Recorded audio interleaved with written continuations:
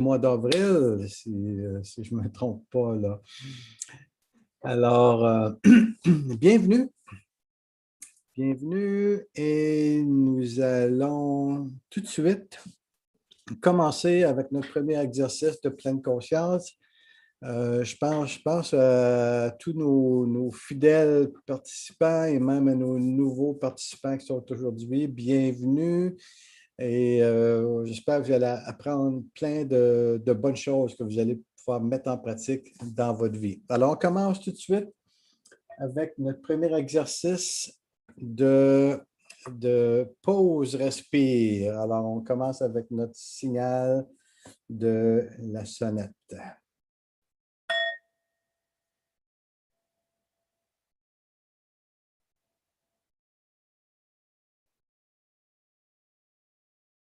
Alors, on prend le temps pour une pause de tout ce qui se passe à l'extérieur. On prend un temps pour soi-même, 3 minutes pour s'arrêter, pour faire le point sur soi-même. La première minute, je vous invite, même avec les yeux fermés si vous voulez, on respire, puis on veut écouter notre corps, dans quel état on vient à ce moment-ci, qu'on participe à ce groupe. Avec quelle attitude?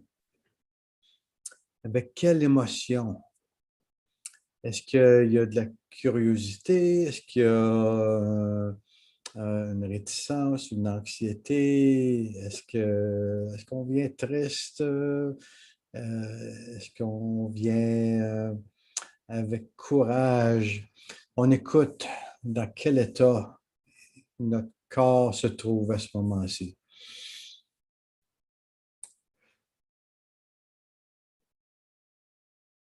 Tout en respirant librement.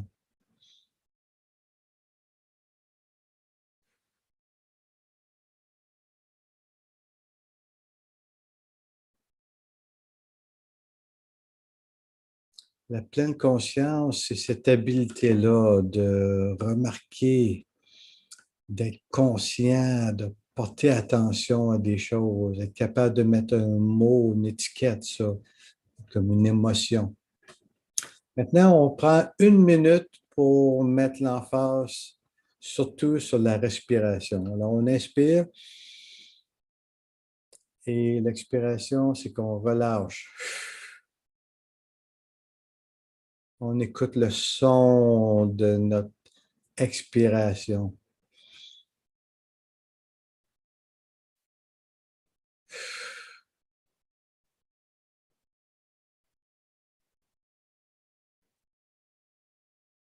Alors, une longue inspiration.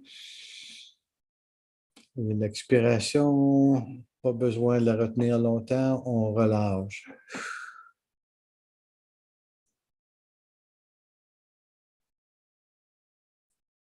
Et on remarque le temps de calme à la fin de l'expiration. On va absorber ce temps-là.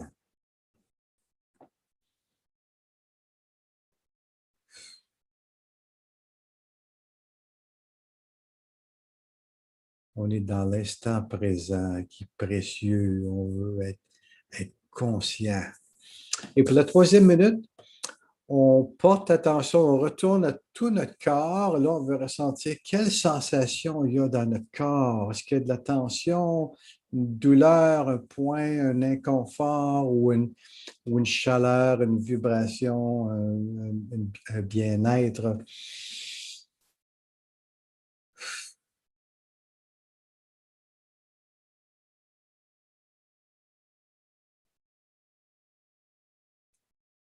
Simplement en prenant une pause de tout le reste. On va être pleinement avec soi-même dans ce moment-ci.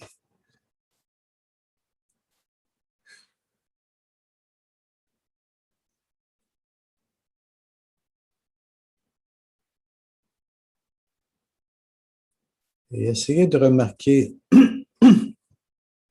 est-ce qu'il y a une chose, un point dans notre corps qui veut notre attention? Est-ce que c'est un pincement, un brûlement,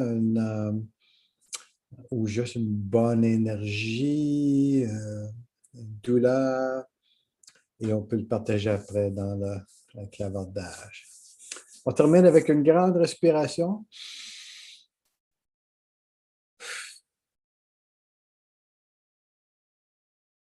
Et on honore ce temps-là avec soi-même. C'est important.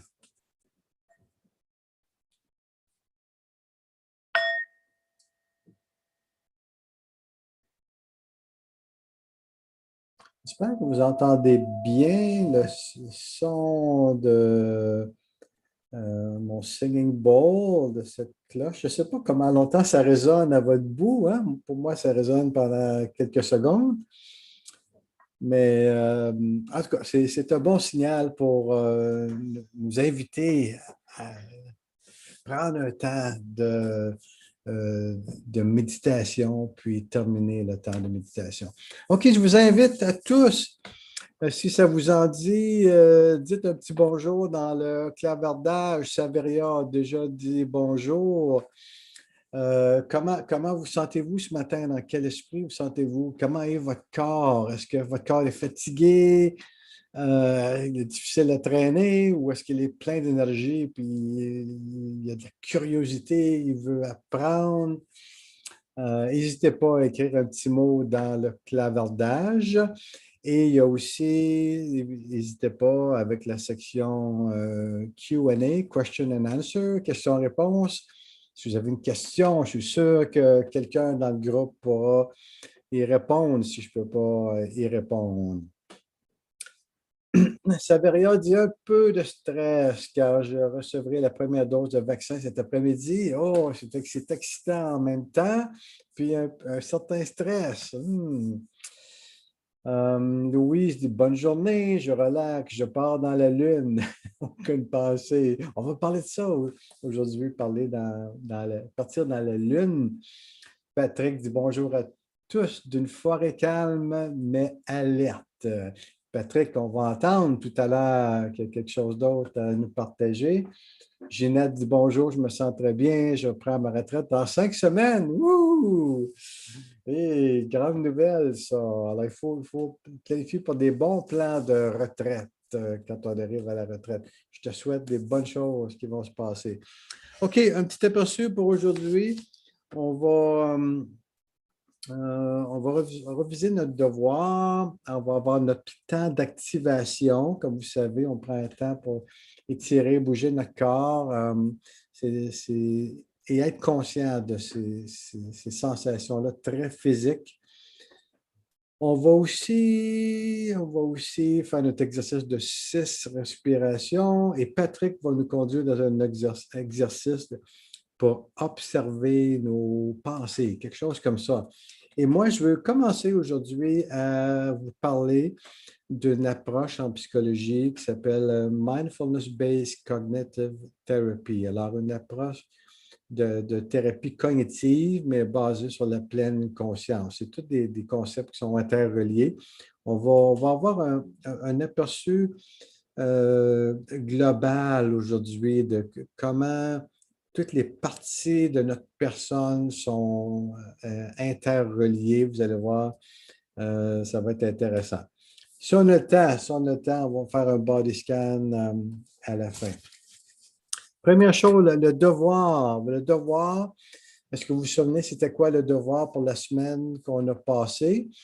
Si je ne me trompe pas, c'était l'idée d'inscrire à chaque matin nos intentions pour la journée. Et ça, c'est un bienfait de la pleine conscience. On devient plus en charge de soi-même et on peut même déterminer, je veux telle chose dans la journée. Soit je veux avoir telle attitude ou je veux prendre soin de moi, je veux faire mon exercice, je veux manger bien, je veux être gentil avec telle personne. Je veux avoir un bon impact dans mon entourage, peu importe. L'écrire, ça a beaucoup plus d'impact que juste de le garder dans la tête. Alors, j'espère que vous avez eu l'occasion de pratiquer ça. Je m'écris des petites notes à tous les jours et puis j'ai des notes partout, j'ai toutes sortes de notes que je me mets pour me souvenir de quoi faire dans ma journée. Mais il y a quelque chose de puissant avec ça. OK? N'hésitez pas si vous voulez partager comment c'était pour vous de commencer la journée de façon intentionnelle. Au lieu d'être poussé par le vent d'un côté et l'autre, juste suivre ce que la vie nous apporte, bien, on amène une intention, une direction à nos vies. Du complexe rendez-vous, bonjour, nous sommes trois aux villageois. Alors bonjour à vous trois aux villageois. C'est bon d'avoir les participants de là-bas.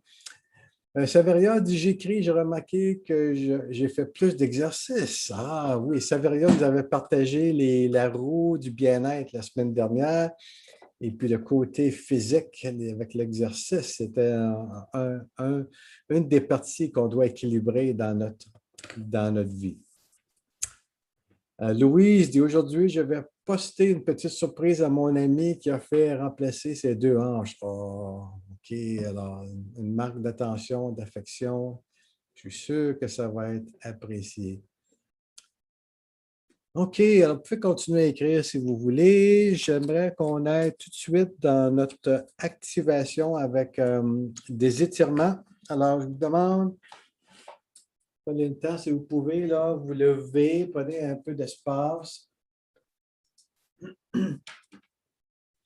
Et on va faire un étirement. On commence par simplement à lever les bras tranquillement et on amène nos bras vers l'arrière pour étirer nos épaules, les muscles, les tendons, le joint des épaules. Et faites attention à vos limites. Ne dépassez pas vos limites. Il ne faut pas se faire mal, mais simplement voir jusqu'à quel point on peut étirer, puis que ce soit un bienfait, qu'on se sente bien. Et avec les étirements, notre corps produit des endorphines, une bonne molécule de bien-être qui fait du bien. On respire avec ça et on descend les mains en avant. Terminé.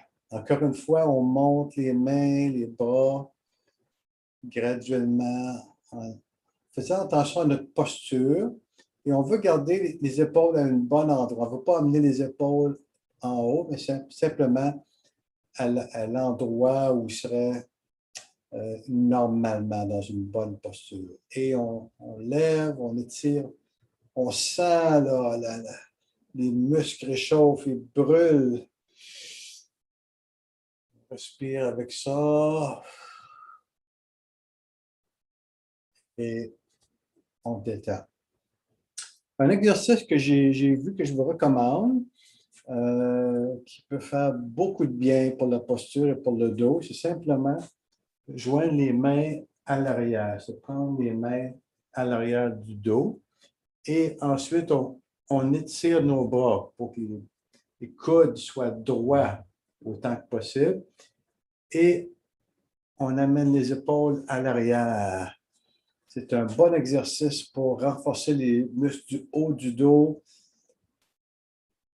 raffermir la posture.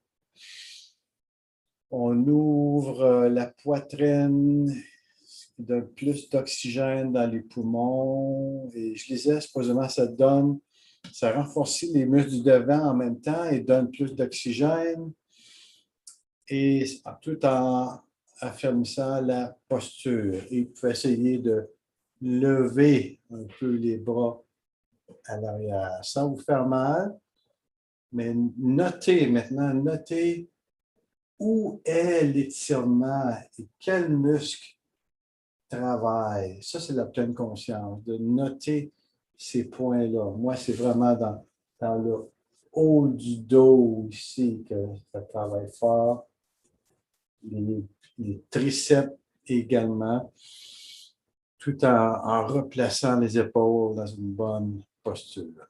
OK, un autre exercice pour terminer.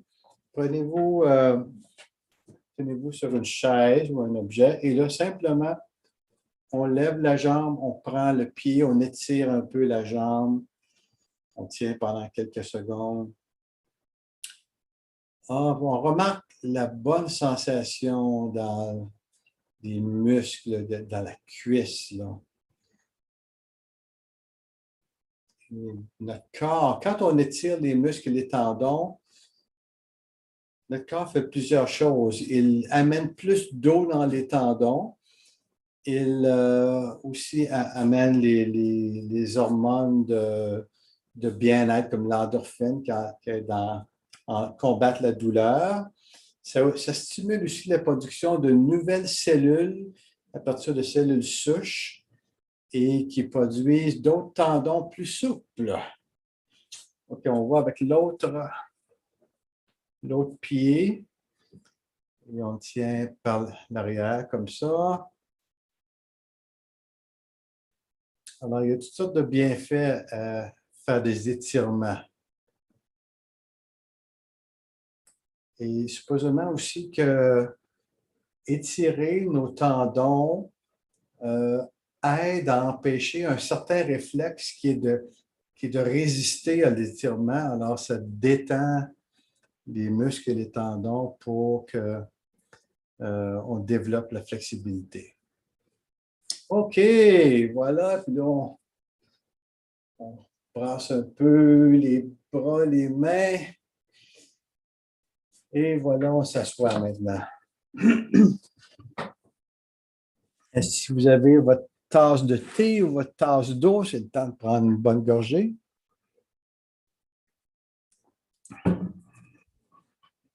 Et là, prenons 6 respirations pour, en même temps, remarquer ce que notre activation a fait à notre corps.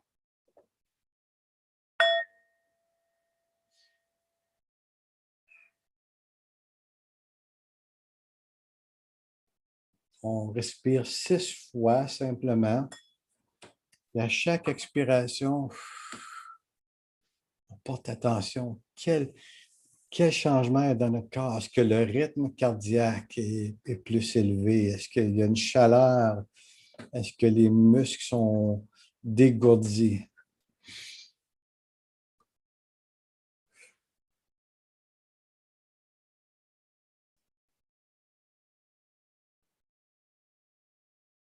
Les respirations peuvent être lentes, chacun à son propre rythme.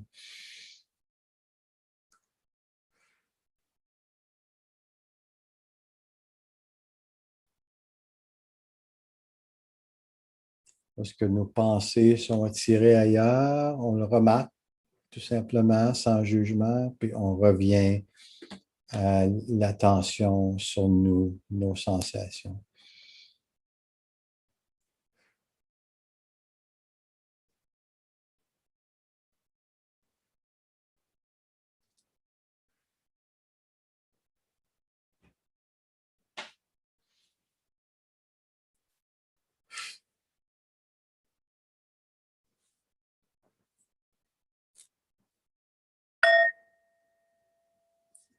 Alors, 6 respirations.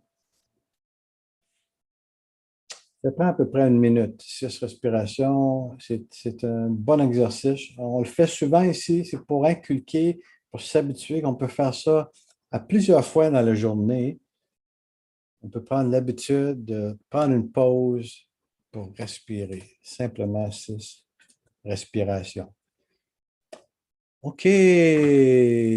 Saveria dit, tout semble mieux circuler avec cette activation-là. Oui, oui.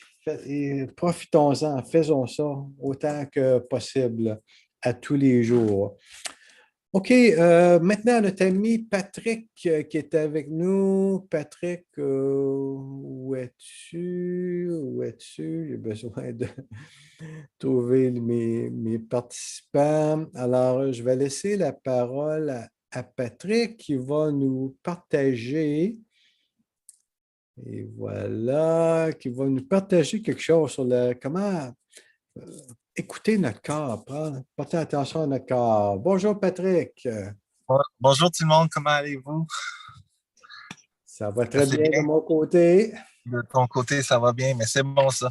Mhm. Aujourd'hui, j'aimerais vous donner l'attitude de l'importance d'observer le corps. À cause souvent, on a des pensées, des pensées genre inconscientes qui nous montent à l'esprit et on devient conscient de ces pensées une fois qu'on a dit quelque chose de négatif, soit à quelqu'un ou de positif qui est correct à quelqu'un, mais on les observe seulement après.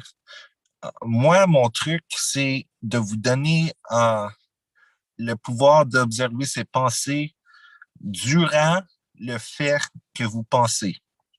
Donc, disons que vous êtes dans une situation assez difficile et inconfortable, ou que vos enfants vous taquinent ou disent quelque chose, ou peut-être un commentaire, ou même si vous attendez dans une ligne à l'épicerie, euh, quelque chose à faire, ça serait de tout simplement, je dis tout simplement, mais ça prend la pratique, là. Donc, vous pensez, disons que ça, c'est vos pensées. Pourquoi je suis à l'épicerie? J'aurais dû attendre, c'est bien trop pressé. Et là, ce que vous devez réaliser, c'est que cette pensée-là qui a été dite provoque une émotion. Et si vous êtes capable d'entendre la pensée dans votre tête et d'observer la pensée, en même temps observer l'émotion que la pensée a provoquée, ça va vous donner un certain montant de stabilité. Et je dis pas que une fois que vous avez plus de conscience, que vous allez pas ressentir les émotions. Au contraire, vous allez ressentir de plus en plus de choses à cause que la conscience est plus élargie. Vous allez ressentir plus de petites choses dans le corps que vous, vous n'avez peut-être pas perçues avant. Et aussi la même chose pour les pensées. Donc, on va faire juste un petit exercice. Um, je vais sonner ma cloche. Et une fois que je la sonne, prenez le temps de réaliser que vous êtes en train de penser. OK? C'est vous qui pensez. Et en même temps, ayez le pouvoir d'observation, de voir que c'est vous qui pensez, mais aussi vous avez la conscience de savoir que c'est vous. Donc, si on est capable d'observer les pensées petit à petit, notre conscience va grossir. Donc, on commence.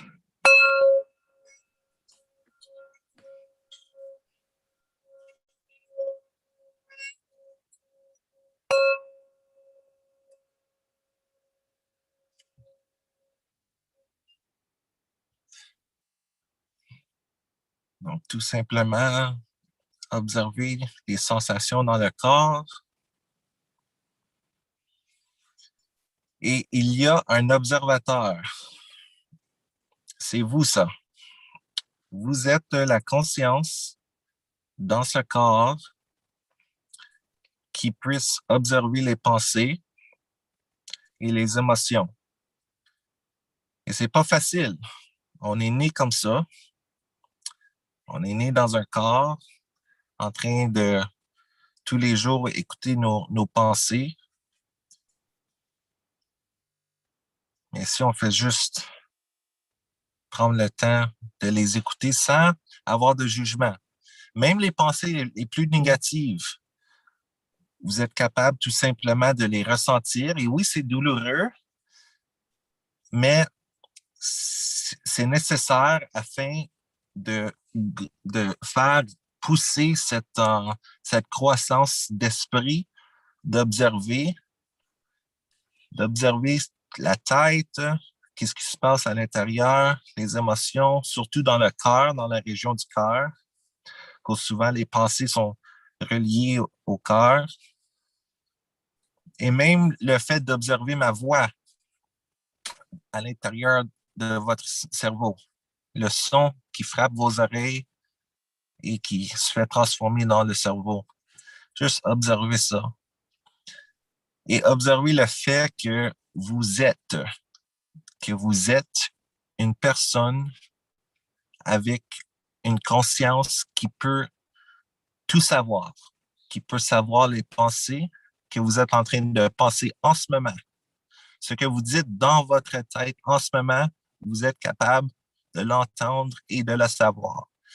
Et ça vient avec le pouvoir du cerveau, le pouvoir de la conscience mystérieuse. Donc, on continue à faire ça tout en prenant des respirations calmes et profondes. Et même les pensées négatives, c'est bien ordinaire. Ils sont là à cause, ils ont été déclenchés par la conscience, la lumière de la conscience qui les observe. N'ayez pas peur, vous êtes en sécurité. Et n'oubliez pas que même si vous êtes en train de penser ces choses-là, ce ne sont pas nécessairement qui vous êtes. C'est souvent du conditionnement, des choses que vous avez apprises ou vues sur la télé, des images que vous avez vues dans des films. Et finalement, on retourne au corps. On continue au travers de la journée à rester présent et à entendre ce que nous disons à l'intérieur du cerveau. Et pour calmer les pensées, si c'est vraiment vite et c'est constant, pour les calmer, restez à l'intérieur du corps. Voyez que vous êtes dans un corps et remarquez les sensations, la sueur, la chaleur, peut-être même les sensations de l'odorat, le son, l'ouïe. Et pour terminer, n'oubliez pas que vous êtes la conscience. Vous êtes une personne fabriquée par la conscience.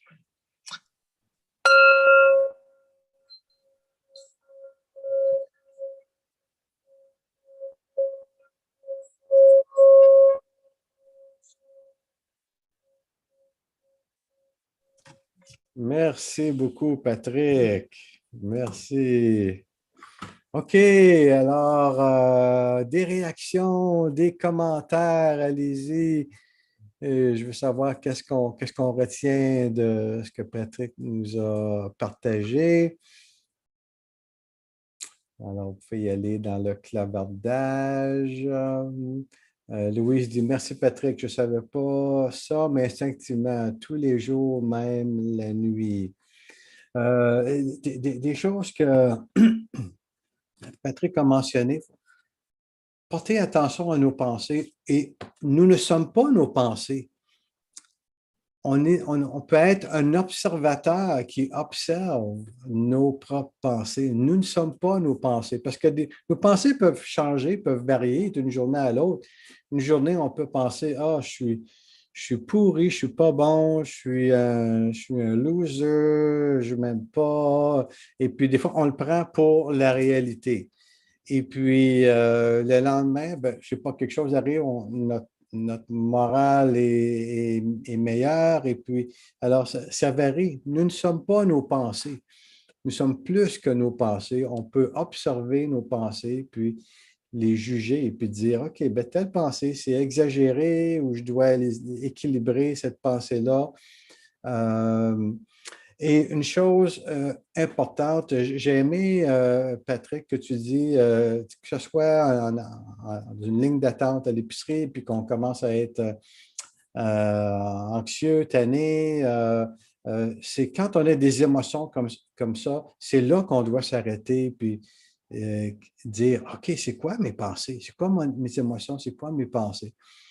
Parfois, on est tellement pris dans nos émotions qu'on décroche, on n'observe plus, mais c'est le temps où on devrait le plus dire, j'arrête, je veux voir qu'est-ce qui se passe dans mes pensées.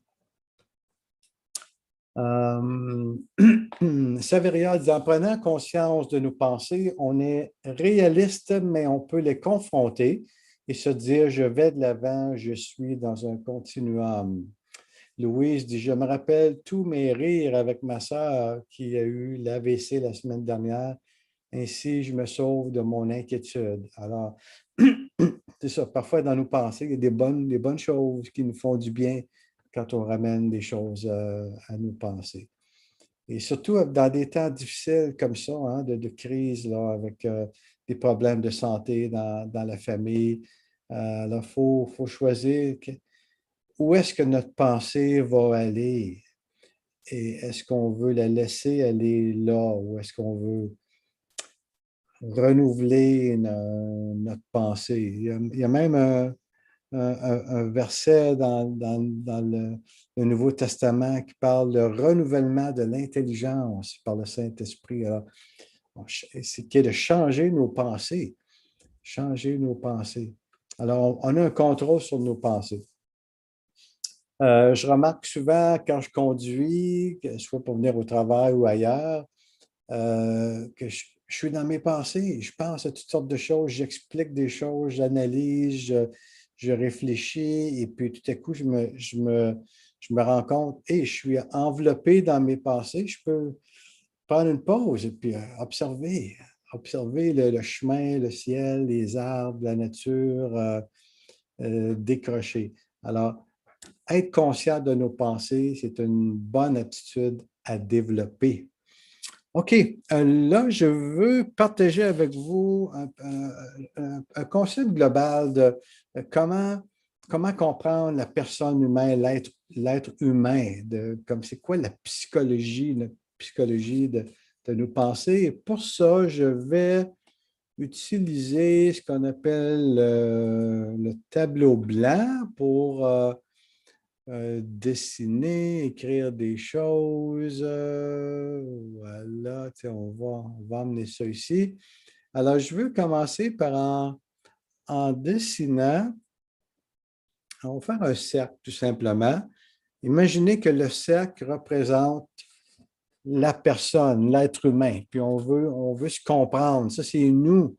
On veut se comprendre qu'est-ce qui se passe dans cette personne-là. Bien, il y a différentes couches, un peu comme dans les couches d'un oignon. Hein. Il y a plusieurs couches d'un oignon. On doit éplucher l'oignon.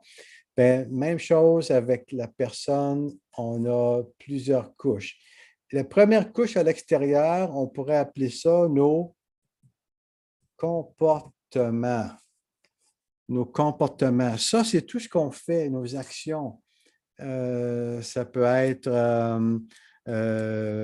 aller vers quelqu'un ou éviter quelqu'un. Ça peut être je décide de rester à la maison. Ça peut être de pleurer.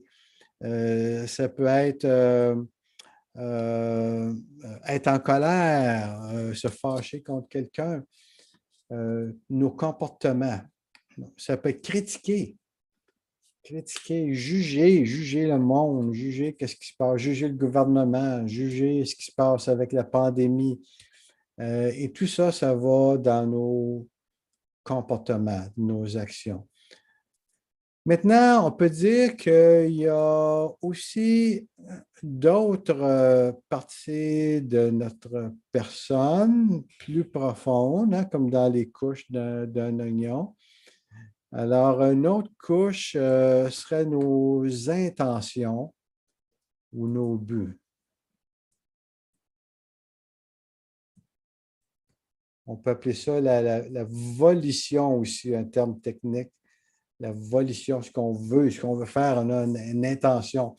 Et le principe, c'est qu'en dessous de la couche des comportements, il y a une autre couche, c'est la couche des intentions. Le comportement n'arrive pas tout seul, il y a une intention en dessous des comportements. Ensuite de ça, en dessous de cette intention-là, l'intention qui peut être, par exemple, on veut se venger, on veut du mal à l'autre personne, ou on veut faire du bien, on veut corriger, on veut aider. Alors, c'est toutes sortes d'intentions qui vont mener au comportement. En dessous de ça, il y a les émotions. C'est les émotions qui vont mener à des intentions et des comportements.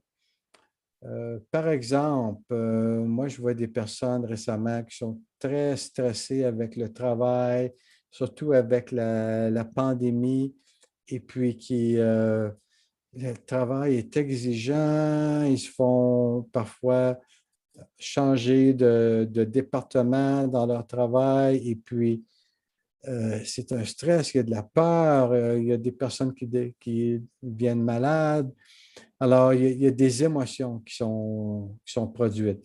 Les émotions sont en dessous des intentions. C'est ce qui va mener aux intentions. Les intentions mènent au comportement. En dessous des émotions, il y a quoi? Il y a une autre couche.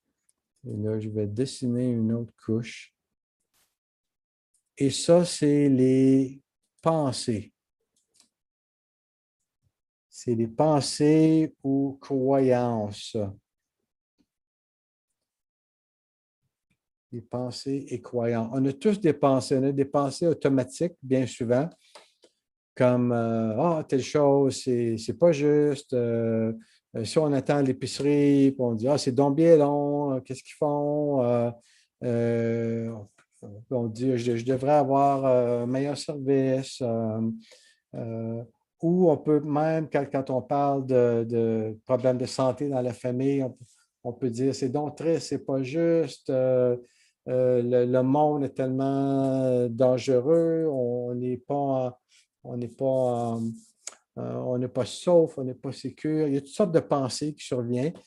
C'est ces pensées-là qui produisent nos émotions, qui produisent nos intentions et finalement nos comportements. Sans ces pensées-là, on n'arrive pas à développer le reste. Et maintenant, on va aller au cœur. Qu'est-ce qu'il y a au cœur? Et je vous demande, je vous lance la question, qu'est-ce qu'il y a au cœur de la personne? Qu'est-ce qu'il y a au fond là, du cœur humain qui est en dessous, qui est plus profond même que les pensées? Est-ce qu'il y a des idées? Qu'est-ce qui pourrait être là?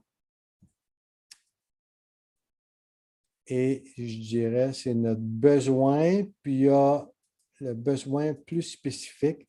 On a besoin d'amour. Est-ce que ça fait du bon sens, ça? Qu'on a besoin d'amour? Est-ce qu'on a besoin d'amour? Si c'est vrai, toutes les réactions de notre personne, nos pensées, nos émotions, nos intentions, nos buts sont dans le but de remplir notre besoin d'amour, d'être aimé. Et être aimé, ça se fait de deux façons. On peut dire, premièrement, on veut se sentir en sécurité. Et puis, deuxièmement, on veut se sentir valorisé.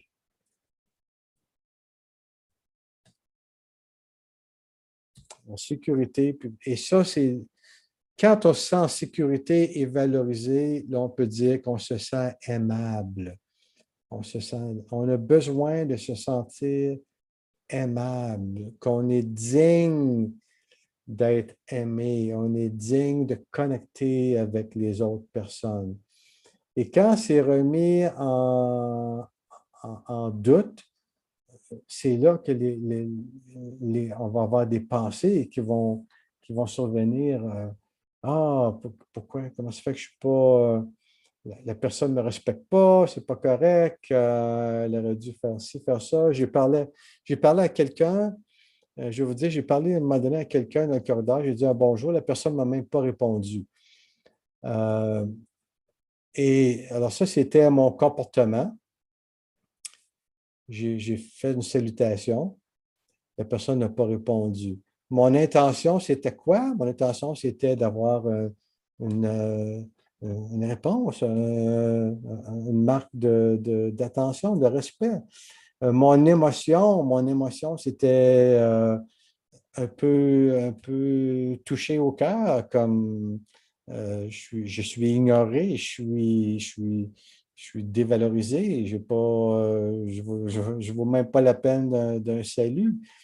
Et la pensée, la croyance, c'est que coudonc, la personne est donc euh, renfermée sur elle-même, elle n'est pas gentille, ou elle ne m'aime pas, elle a-tu quelque chose contre moi? On a toutes sortes de pensées.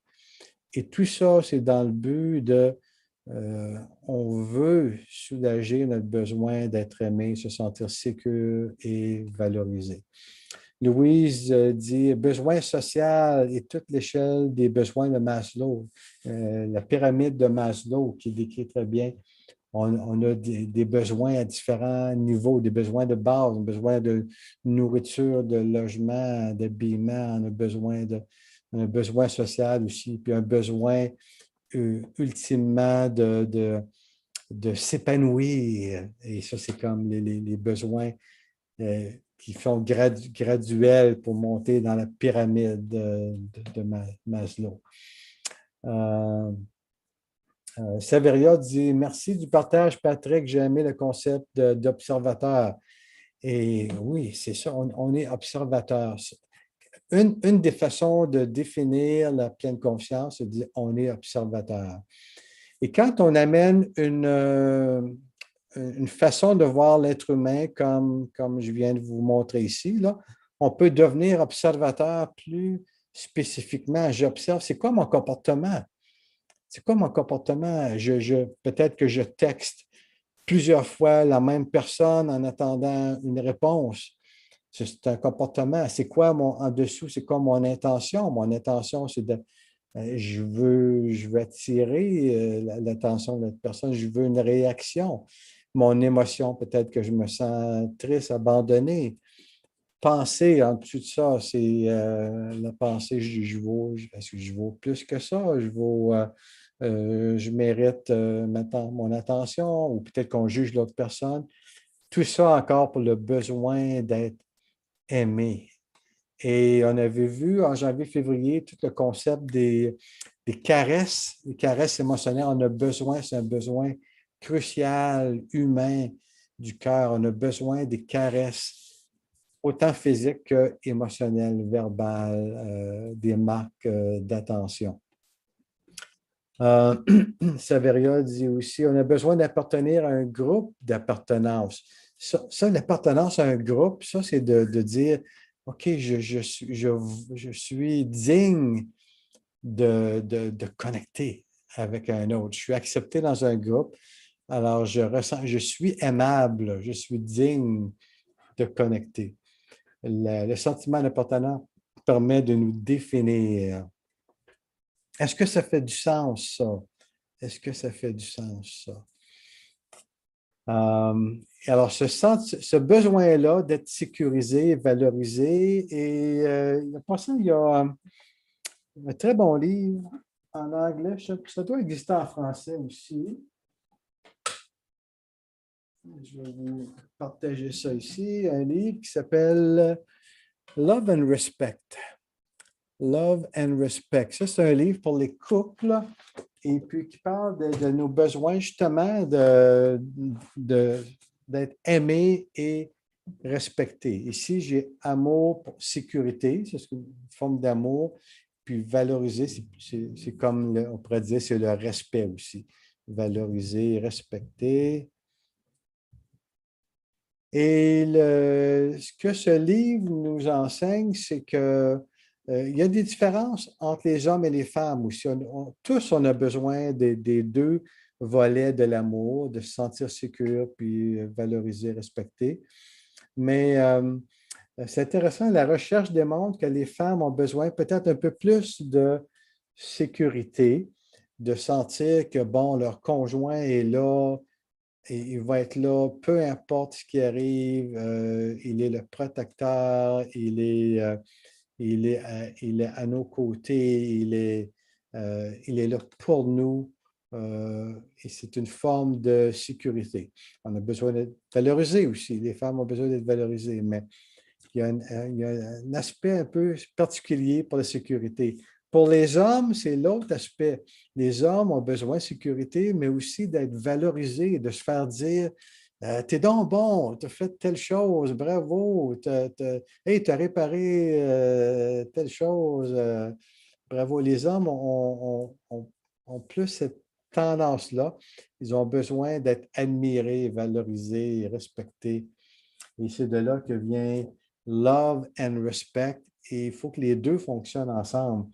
Plus qu'un homme aime sa femme, lui donne la sécurité, plus qu'elle, en retour, lui donne l'admiration, le respect, la valorisation. Et ça fait un cycle positif. OK. Alors, avec ce modèle-là, j'aimerais vous suggérer que quand on a des problèmes, quand on se sent tout à l'envers, quand on est en train de tomber en morceaux, quand on se questionne, on peut prendre ce modèle-là pour voir qu'est-ce qui se passe en moi. Et puis le but, c'est comme un oignon, il faut éplucher une couche à la fois. On commence de l'extérieur et là, tiens, je vais même mettre des flèches. Alors, comment on observe, c'est quoi mon comportement? Est-ce que je m'isole? Est-ce que je me fâche? Est-ce que je suis triste? Est-ce que j'essaie d'aider tout le monde, d'être le sauveteur? Est-ce que je joue des jeux psychologiques? En dessous de ça, on creuse pour voir c'est quoi notre intention. On essaie à tout prix d'avoir de l'attention, d'être valorisé. En dessous de ça, c'est quoi mon émotion? Est-ce que je suis écrasé? Est-ce que ça me rappelle un événement traumatisant ou douloureux du passé? Il y a quelque chose qui est déclenché, là, et une émotion qui est déclenchée, soit qu'on se sent dénigré, abaissé, dévalorisé. Et quelle pensée est en dessous de ça? Est-ce qu'on haït tout le monde? Est-ce qu'on trouve qu'on peut se fier à personne? Ou est-ce qu'on pense qu'on a droit à telle chose? Et finalement, quel est le besoin au cœur de nous qui est en danger, là, la sécurité ou la valeur?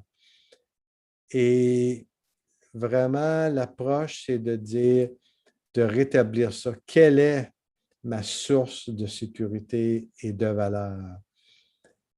Et parfois, c'est là qu'on a besoin de s'écrire des petites notes, une affirmation.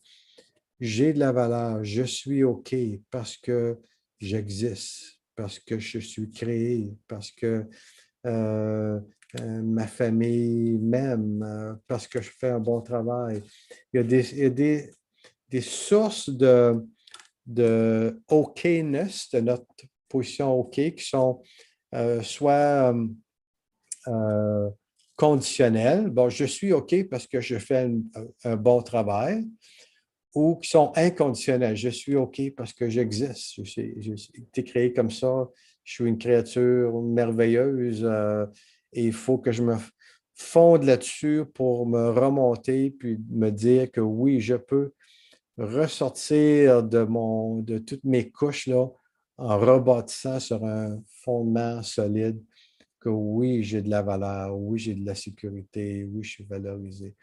Et même par rapport, quand on pense à la pandémie, on peut se sentir insécure.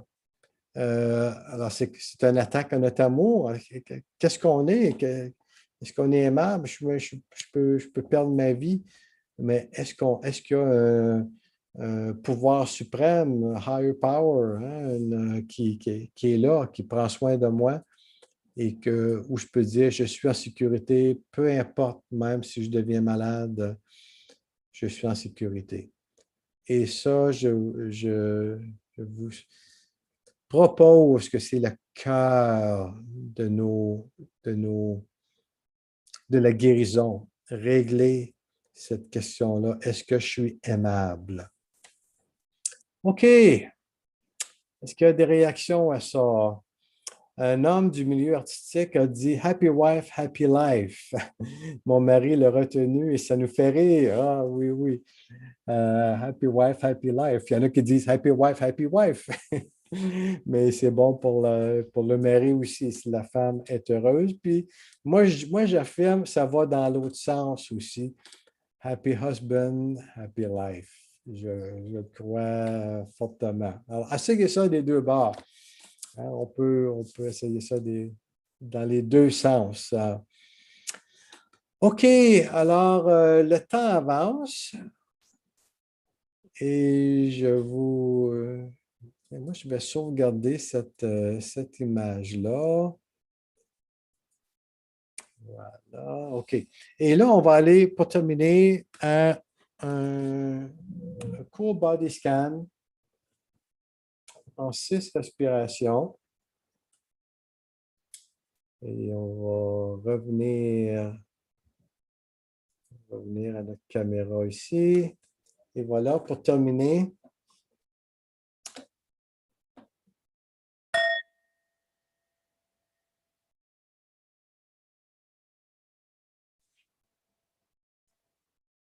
Alors, on veut s'arrêter intentionnellement en respect pour tout le monde, chacun qui est ici. Et on arrête pour prendre conscience de notre corps. Les yeux fermés, si vous êtes à l'aise avec ça, installez-vous confortablement. Et avec une bonne respiration, on porte attention à notre visage, la tension, le stress, on détend les muscles du visage et du cou. Avec une autre respiration, on détend les muscles du cou et des épaules.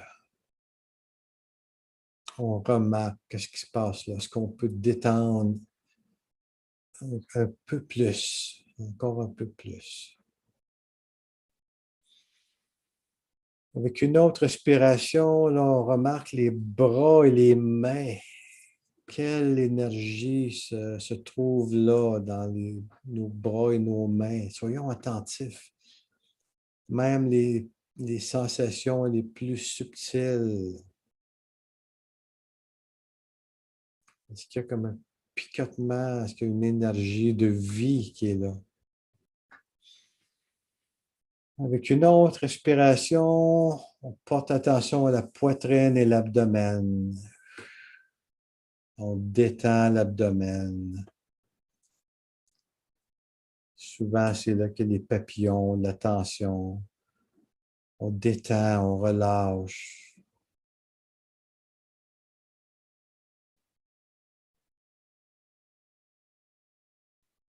Avec une autre respiration, on remarque le dos. On laisse le dos se détendre de haut en bas. S'il y a des sensations, de la tension, de la douleur, on la remarque, puis on l'accepte, on la laisse aller. Et avec une autre respiration, on remarque les jambes, tout notre corps jusqu'aux jambes, jusqu'aux pieds.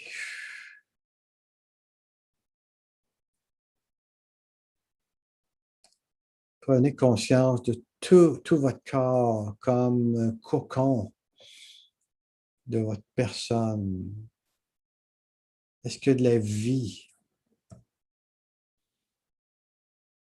Quelle sensation est votre marque que oui, je suis en vie? J'existe. J'observe, je suis mon observateur, pas seulement de mes pensées, mais de tout mon corps.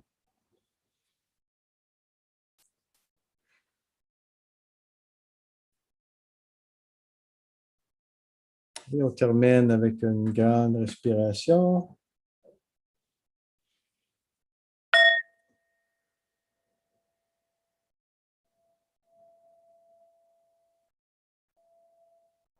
Et voilà, c'était notre exercice pour terminer la session aujourd'hui. Je vous invite à pratiquer ça cette semaine. Être conscient des couches de votre personne. Épluchez votre oignon. Ça se peut que, vous savez, qu'est-ce qui arrive quand on épluche des oignons? On peut pleurer. Ça se peut qu'on pleure parfois quand on épluche notre oignon. Et surtout, quand on est dans une période émotionnelle intense, peut-être dans un conflit ou une interaction difficile avec quelqu'un, et on veut juste oublier ça, s'évader de ça, c'est là, c'est le temps, là, plus que jamais, de s'arrêter et de dire, wow, c'est quoi mon comportement que j'ai eu? C'est quoi mon intention? C'était quoi mon intention, mon émotion, ma pensée, mon but? Quel but a été écrasé, là? Est-ce que ma sécurité, ma valeur a été écrasée? Et on va regarder dans les prochaines semaines comment agir avec chacun de ces cercles-là. Comment aller dans nos émotions plus à fond. Comment s'arrêter à nos pensées. On va voir les pensées intrusives, dépressives, et on va voir les pensées intrusives anxieuses. On en a tous, et on va voir qu'on peut être observateur. On n'est pas obligé de totalement se lancer dans réagir à ces pensées-là. On peut simplement les observer puis choisir comment réagir. OK. Alors, j'espère que ça vous inspire. Passez une bonne semaine. Profitez du temps, hein, du printemps là, qui avance, les journées qui allongent. Et puis, continuez votre devoir d'écrire vos intentions pour la journée pour prendre plus grand contrôle de votre vie. Louise, gros merci. Déborah, bien à tout le monde. Merci, Julien. Alors, merci à tous. C'est un plaisir encore de vous voir.